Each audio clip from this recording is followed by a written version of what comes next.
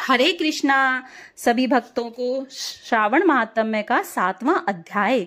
ईश्वर ने कहा, हे सनत कुमार, अब उत्तम मंगलवार का व्रत कहूंगा, जिसके करने से वैधव्य का नाश होता है। विवाह उत्तर 5 साल तक इस व्रत को करें। इसका नाम मंगला गौरी व्रत है। यह पाप को नष्ट करने वाला है। विवाह के अनंतर पहले श्रावण शुक्ल पक्ष के पहले मंगलवार के दिन इस व्रत का शुभारंभ करें।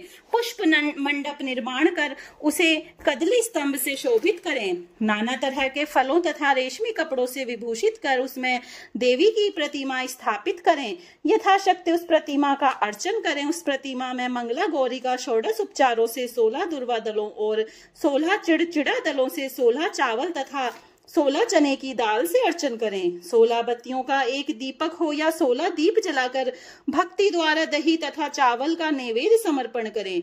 देवी के नजदीक सिल लोढ़ा रखें। इस प्रकार 5 साल तक व्रत करें। फिर उद्यापन कर माता को वायन दे। वायन का प्रकार सुने। मंगला गौरी की एक सोने की प्रतिमा या आधे पल या यथाशक्ति सोने की प्रतिमा बनवाएं। शक्ति अनुसार सोने अथवा चांदी आदि से निर्मित घड़े को चावल से भरें। उस घड़े के ऊपर पहनने के कपड़े या चोली रखें। उसके ऊपर मंगला गौरी की प्रतिमा रखें। देवी के नजदीक सिल लोढ़ा रखें। इस प्रकार माता के लिए वायन दे। हे विप्र, इस प्रकार व्रत करने मात्र से 7 जन्म तक सौभाग्य रहता है। पुत्र पौत्र संपत्ति आदि से युक्त हो वह क्रीड़ा करती है। सनत कुमार ने ईश्वर से पूछा, हे शंभो, इस व्रत को पहले किसने किया? किसको इस व्रत को करने का क्या फल प्राप्त हुआ? ईश्वर ने कहा, हे विप्र, पूर्व काल में कुरु देश में श्रुत कीर्ति नाम वाला शास्त्र ज्ञाता कीर्तिमान तथा शत्रु रहित राजा था। वह 64 कलाओं का जानकार, धनुर्विद्या विशारद था। पुत्र सुख को छोड़कर उस राजा को सब आनंद था। संतान के लिए राजा बहुत चिंताकुल हो गया। जब तथा ध्यान युक्त हो देवी की आराधना की, उसके स्तव से देवी प्रसन्न होकर उससे बोली, हे पुत्र, वर मांग। शुद्ध कीर्ति ने कहा, हे देवी, आप यदि राजी हैं तो शोभन पुत्र दो। हे देवी, आपके कृपा रूप प्रसाद से किसी अन्य चीज की कमी नहीं है। राजा की ऐसी वाणी के सुन मंद मंद हंसती हुई देवी ने कहा, हे राजन, तुम दुर्लभ वस्तु की याचना मांगते हो, लेकिन कृपा कर तुमको पुत्र दूंगी। हे राजेंद्र, सुनो, पुत्र अत्यंत गुणी होगा, पर 16 साल से अधिक नहीं जिएगा। यदि सुंदरता तथा विद्याहीन पुत्र होगा तो वह पुत्र बहुत समय तक जीवित रहेगा। देवी की वाणी सुन राजा चिंता करने लगा। उसने अपनी भार्या से विचार कर गुण विशिष्ट संपूर्ण लक्षण युक्त 16 साल तक की आयु वाला पुत्र मांगा। देवी ने उस समय भक्त राजा को आज्ञा दी, हे नूपनंदन, मेरे दरवाजे पर एक आम का पेड़ है। मेरी आज्ञा से उस आम के एक फल को लाकर अपनी पत्नी को खाने को दो। उसके खाने से उसी समय रानी निसंदेह गर्भ धारण करेगी। राजा ने प्रसन्न हो देवी की आज्ञा अनुसार अपनी पत्नी को आम्रफल दिया। उसके खाने से पत्नी का गर्भ धारण किया। उसमें 10वें महीने में देवतुल्य पुत्र पैदा हुआ। हर शोक से संपन्न राजा ने उस पुत्र का जात कर्म आदि संस्कार कर दिया और शिव स्मरण करते हुए पिता ने उसका चिरायु नाम रखा। जिस समय उसे 16वां साल प्रारंभ हुआ, उसी दिन से सप्तनेक राजा को चिंता करने लगने लगी। राजा ने विचार किया, यह पुत्र बड़े ही कष्ट से प्राप्त हुआ है, अपने समक्ष इसकी दुखद मृत्यु कैसे देखूंगा था। राजा ने पुत्र को मामा के साथ उसे काशी भेजने का प्रबंध किया। यशस्विनी राजपत्नी ने अपने भ्राता से कहा, तुम कार्पटेक वेश धारण कर इस लड़के को काशी ले जाओ। मैंने पूर्व में पुत्र प्राप्ति के निमित्त भगवान मृत्युंजय की विनती की थी। हे विश्वेश, पुत्र को इसी समय ले जाओ, इसकी यत्न से रक्षा करना। वह अपने बहन की वाणी सुनकर भांजे को साथ लेकर काशी गया। रास्ते में जाते हुए कई दिन बाद आनंद नगर पहुंचे। वहां संपूर्ण समृद्धि से युक्त वीरसेन नाम का राजा था। उस राजा की कन्या संपूर्ण लक्षण संपन्न मंगला गौरी नाम वाली रूप लावण्य संपन्न थी। उस समय वह बालिका सखियों सहित अपने गांव के समीप रमणीक बगीचे में खेल रही थी। उसी वक्त राजपुत्र चिरायु तथा उसका मामा दोनों वहां पहुंच गए। वे दोनों बालिकाओं को देखने की इच्छा से ठहर गए। इतने ही समय में क्रीड़ा करती हुई उन बालिकाओं में से एक बालिका क्रोधित हो अंत कठिन दुर्वचन रंडा कहा। इस दुर्वचन को राजपुत्री ने सुनकर कहा, तुम अयोग्य वाणी क्यों कहती हो? मेरे वंश में ऐसी स्त्री नहीं है। मंगला गौरी के वर प्रसाद से मंगला गौरी व्रत के प्रभाव मात्र से मेरे हाथ से चावल जिसके मस्तक पर गिरे हैं, सखी उसके साथ विवाह हो जाने पर यदि थोड़ी आयु वाला है तो भी चिरायु हो जाएगा।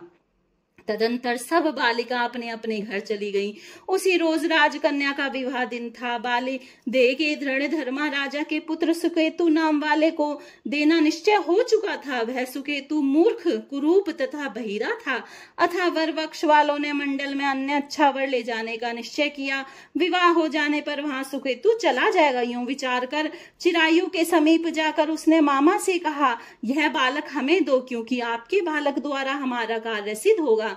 इस भूमि पर परोपकार के तुल्य अन्य कोई नहीं है। यह वाणी श्रवण कर उसका मामा हृदय से राजी हुआ, क्योंकि उन्होंने पूर्व में वाटिका में बालिका की वाणी सुनी थी। लेकिन वर पक्षीय जनों से कहा, आप लोग इस बालक को क्यों चाहते हैं? कार्य सिद्ध के वास्ते वस्त्रालंकार आदि मांगा जा सकता है।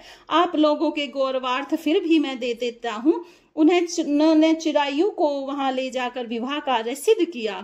जब सप्तपदी आदि कार्य होने पर रात में गौरी शंकर के समीप वह चिरायु पुत्र सुप्रसन्न चित्त से राजकन्या मंगला गौरी के साथ सो गया। उसी रोज चिरायु का 16वां साल समाप्त था। उसी रात को सांप के रूप में काल वहां आया। इसी समय देव योग से राजकन्या उठ गई।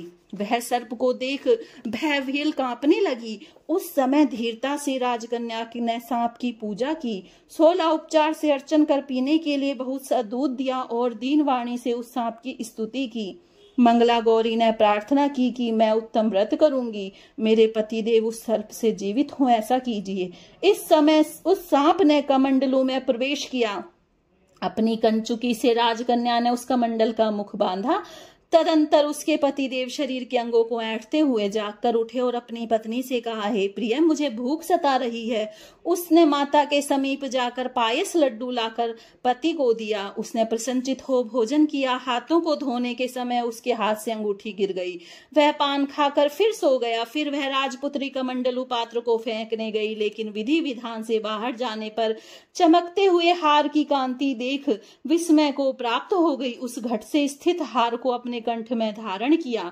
कुछ रात अवशेष रही तो चिरायु का मामा उसे ले गया। चिरायु के जाने के बाद वर पक्षीय जन सुकेतु को ले गए। मंगला गौरी ने उस सुकेतु को देखा। वह कहने लगी, है मेरा स्वामी नहीं है।